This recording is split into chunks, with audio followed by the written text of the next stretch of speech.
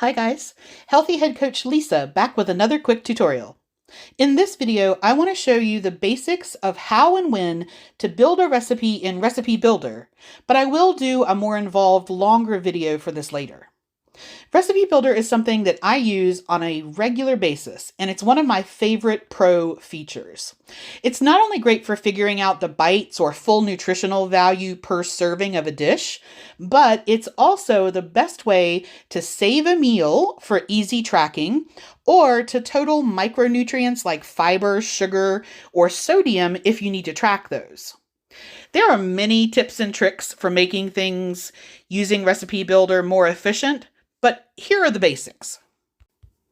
All right, so the first thing to note is that you do need to be a pro member to use Recipe Builder itself. In order to access that, you want to tap the big plus button at the bottom of your tracking screen and then tap the blue food button. Now, on your food navigation bar at the top, look to your right and tap recipes.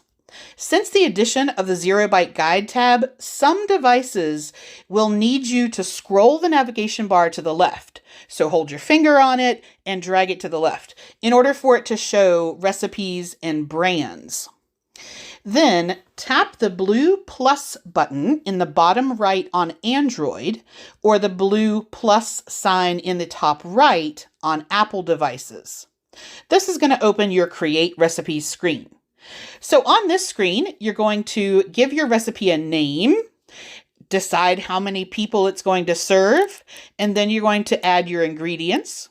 You can choose to put notes in the notes field, or I will sometimes link to the website that I'm getting the recipe from in the description field. Really, it's up to you how much information you put in here. Now, I will say, if you do not add all of the correct information, or when you're adding ingredients, if you use the Zero Bite toggle switch, if you switch plans later, your bite values will no longer be correct. The other thing to note is that if you're going to share this recipe, it helps if you put the directions.